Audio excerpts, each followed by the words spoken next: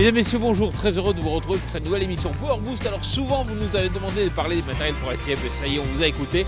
On est ici à Clermont-Ferrand pour la première édition du Salon de la Forêt, du Sommet de la Forêt et du Bois. Et je suis en compagnie de Cyril Morénon, bonjour. Bonjour. Alors vous êtes un des organisateurs de ce salon, et ce qu'il faut comprendre, c'est que les matériels forestiers, ces matériels sont très sollicités par rapport peut-être à d'autres matériels agricoles ou de BTP. En effet, on a aujourd'hui en forêt du matériel de très très haute qualité et de très très haute technologie.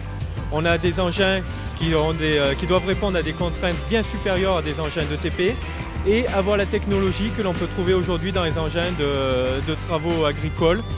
Donc on a vraiment des engins aujourd'hui équipés de moteurs puissants qui consomment peu, parce que c'est un des principaux postes dans les entreprises, c'est la consommation de carburant. On a des assistances du pilote, parce qu'aujourd'hui il faut parler de pilote et pas de simple chauffeur, pour emmener ces machines qui valent très cher également. Alors Cyril, on va avoir l'occasion d'en reparler, mais sans plus tarder, je vous invite à retrouver le sommaire de cette nouvelle émission Power Boost. Bon les gars, c'est le moment de se détendre parce qu'on vous sert la nouvelle émission Power Boost. Et ce numéro, il est placé sous le signe de la première édition du Sommet de la Forêt. Tranquille, mais on verra que les nouvelles ne sont pas forcément bonnes pour autant en ce qui concerne les vols de tracteurs. Mais bon, on va pas se laisser abattre, parlons plutôt d'une abatteuse à 8 roues ainsi que du premier débusqueur 100% hydrostatique. On va même carrément rêver devant une série limitée à un prix modique en plus, juste quelques millions d'euros. Ouais, bon, on va plutôt se tourner vers les endaineurs rotatifs Soidro alors, et réfléchir aux technologies de pulvérisation qui nous faciliteront la vie. Et pour finir, on se triture les méninges avec un quiz. Alors que demander de plus ? Eh bien, une pincée de news pour lancer le top départ. Côté SSV, le constructeur développe la lignée Commander 4 places avec le Max 1000 doté de son moteur bicylindre Verotax de 976 cm3 ainsi que sa gamme Maverick 1000 avec une version MR 2014 spécialement adaptée au terrain boueux. Côté quad, c'est avec un véhicule à 6 roues motrices pour la gamme Outlander doté d'un coffre de rangement à double niveau et d'un système de direction assistée dynamique qu'il espère se distinguer. Régis Jutier, bonjour. Bonjour, et bienvenue donc à ce premier sommet de la forêt du bois. Alors c'est vrai que l'idée peut vous sembler un peu folle, créer un salon ici à Clermont-Ferrand et puis rassembler des beaux matériels comme ça, d'où est partie l'idée ? C'est vrai que c'est un sacré challenge, mais c'est une attente de nos adhérents, les exposants du syndicat des constructeurs et distributeurs de matériel forestier. Surtout ce qu'ils attendaient, c'était de pouvoir présenter les matériels dans les meilleures conditions de visibilité et de sécurité. Et puis pour cette première édition, vous avez fait le plein. C'est une belle réussite pour une première édition, 11 000 m² occupés et 250 exposants, donc c'est vraiment un beau succès. Bon alors je vous dis bravo, puis longue vie à ce salon. Merci, puis au prochain salon. Vous vous souvenez, il y a quelques semaines, on vous avait expliqué qu'un gang de Roumains avait arrêté. On pensait que les vols de tracteurs allaient s'arrêter, mais manque de chance, cette semaine, il y a eu un nouveau vol. Dans la nuit du 12 au 13 mai dernier, des malfaiteurs ont volé 6 tracteurs de marque New Holland dans les Pays de la Loire. Une concession située à Le Hors aurait été forcée à l'aide d'un engin mécanique et les tracteurs dont la somme totale avoisine plus de 400 000 € hors taxes auraient été chargés dans la cour directement. Pour le moment, les enquêteurs ont quelques pistes, mais les voleurs n'ont toujours pas été arrêtés. Philippe Bourgeois République, vous avez fait le choix d'un 100% hydrostatique et ça c'est une innovation puisque c'est le premier débusqueur qui a cette technologie. Pourquoi ? Cette technologie développée par Poquelin est la technologie la mieux adaptée à l'heure actuelle pour ce genre d'application. Ça veut dire que vous pouvez aller dans des pentes extrêmes ? Certes, on repousse les limites du possible. Il faut que vous nous disiez un chiffre. Disons 45 degrés. Ah oui, quand même. Et puis comment conservez-vous une bonne motricité ? L'hydrostatique, à l'heure actuelle, nous permet de varier la vitesse de rotation des roues en conservant la motricité sans dégrader les sols et en ayant une excellente portance. Philippe Bourgeois République, félicitations, puis merci beaucoup. Merci. Alors on va changer totalement de sujet, on va s'intéresser aux voitures, puis même aux voitures d'un grand luxe, puisqu'il s'agit de Jaguar qui relance quelques modèles d'une ancienne série des années 60, et vous allez voir, ça coûte cher, et on pourrait se poser la question si demain des tractoristes pourraient aussi relancer des anciens modèles. En 1963, Jaguar annonçait la construction d'une édition de la légendaire Type E en version lightweight à 18 exemplaires. Une série très limitée, tout aluminium, de la carrosserie au bloc moteur, pensée pour la compétition GT qui s'est mystérieusement arrêtée à la fabrication de 12 modèles sur 18.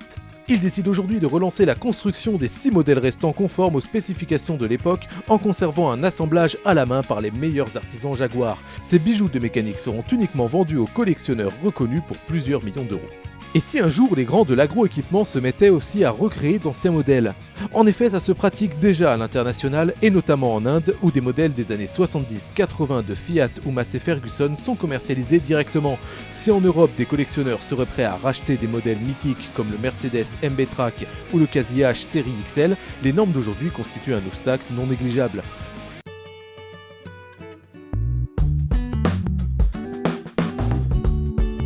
Alors vous savez, les matériels forestiers, ils interviennent en pente, souvent dans des pentes d'ailleurs très très fortes, et on a tendance, pour améliorer la motricité, à multiplier le nombre d'essieux. Marie-Hélène Pernet, bonjour. Bonjour. Alors vous êtes PDG du groupe AFCO, donc vous distribuez John Deere, et justement, vous lancez ici une abatteuse avec 8 roues. Voilà, c'est l'innovation du moment. John Deere lance la batteuse 8 roues pour essayer de gagner en motricité dans les terrains en forte pente, dans les exploitations forestières. Alors vous savez, nous on parle de compaction pour le respect des sols, et vous parlez de flottaison. Pourquoi ?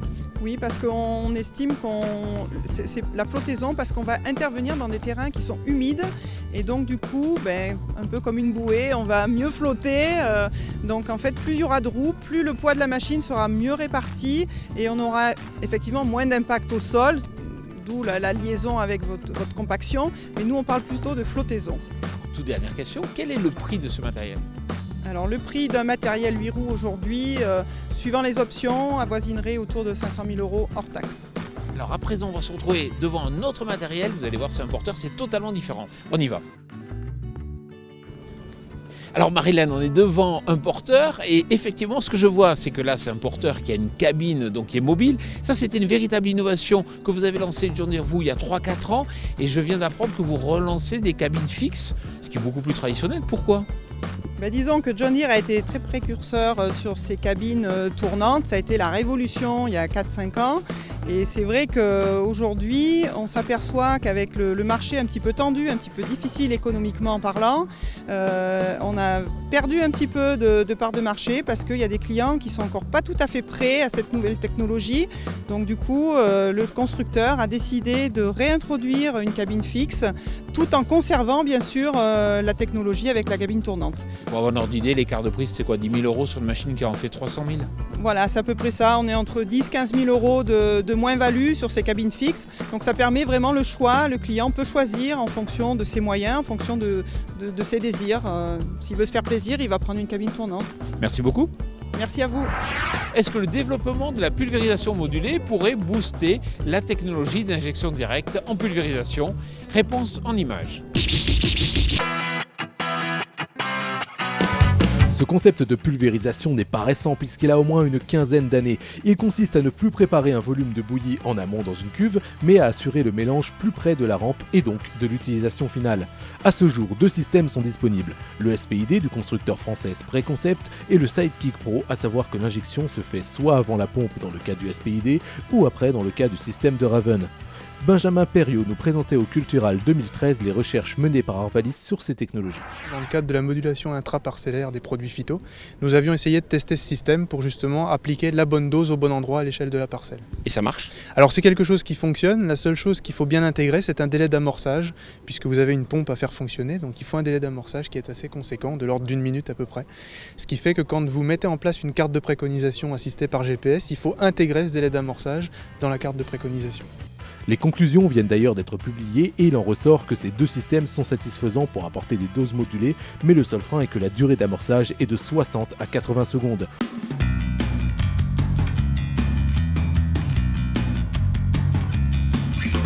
Je vais vous montrer que des fois, il y a des grands constructeurs qui jettent l'éponge sur les matériels forestiers.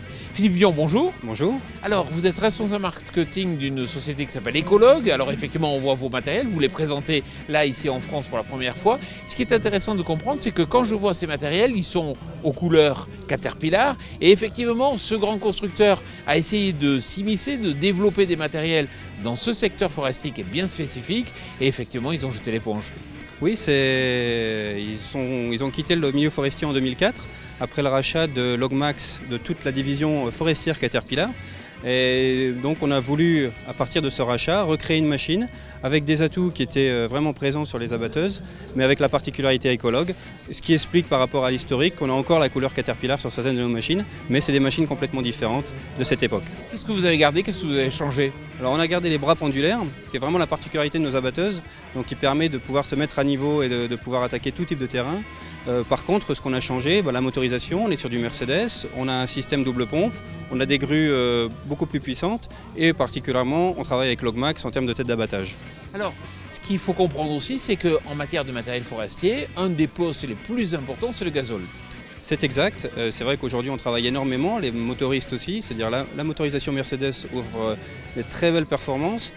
Au-delà de ça, on a un système double pompe, ce qui permet donc de tirer parti de la puissance moteur, d'avoir une très bonne performance pour la grue, pour la tête d'abattage et d'optimiser la consommation, c'est-à-dire mètre cube coupé par litre consommé. Philippe Vion, merci beaucoup. Merci à vous. Alors, une de nos journalistes était présente cette semaine en Allemagne pour voir les toutes dernières nouveautés de la gamme Krone. La nouvelle génération d'Andener Suadro est équipée de dents lift avec des pointes coudées afin d'assurer le soulèvement du fourrage. Chaque bras porte-dents intègre 4 dents de 10,5 mm d'épaisseur. Au transport, cet Andener n'excède pas les 4 mètres de hauteur. Notons aussi que Krone propose également sur certains nouveaux modèles un rotor central supplémentaire afin de travailler au mieux la luzerne et le foin. Les Suadro seront disponibles en largeur du travail allant de 6,80 m à 8,80 m. Un tracteur d'une cinquantaine de chevaux est suffisant pour mettre en œuvre cet outil. Savez-vous qu'il existe des constructeurs spécialisés dans le matériel forestier? C'est notamment le cas de Ponce, donc une entreprise finlandaise. Clément Puivaré, bonjour. Bonjour monsieur. Vous êtes directeur général de la filiale française. Effectivement, on parle beaucoup de vous ici dans le cadre du salon parce que vous lancez la King Scorpion, qui est une nouvelle machine. Et notamment, elle se démarque par une grue un peu différente.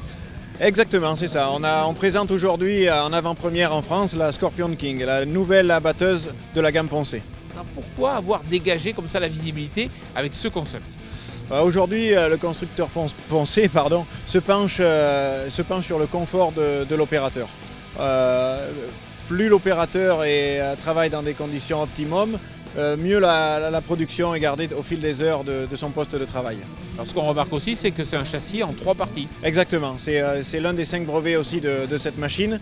Encore une fois, pour permettre une stabilité basse et un confort de l'opérateur qui est assis sur le châssis du milieu. Clément Puivaré, merci beaucoup.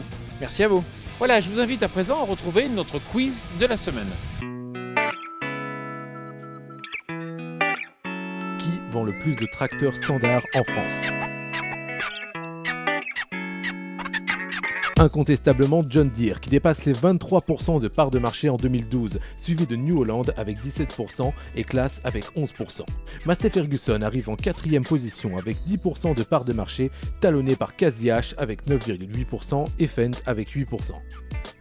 Alors, qui progresse le plus vite ou se montre le plus agressif sur le marché? Certainement New Holland qui gagne quasiment 1% de part de marché chaque année. Voilà, notre émission Power Boost touche à sa fin. Vous voyez, je vous ai trouvé des tracteurs. Effectivement, Valtra est aussi présent dans le secteur forestier. Si vous voulez assister à l'enregistrement de notre prochaine émission Power Boost, c'est très simple. Il suffit de vous rendre au Trocadéro à Paris. Effectivement, Power Boost est partenaire de l'opération Nuit Verte et nous enregistrons notre émission en direct depuis les jardins du Trocadéro. Je vous souhaite une excellente semaine.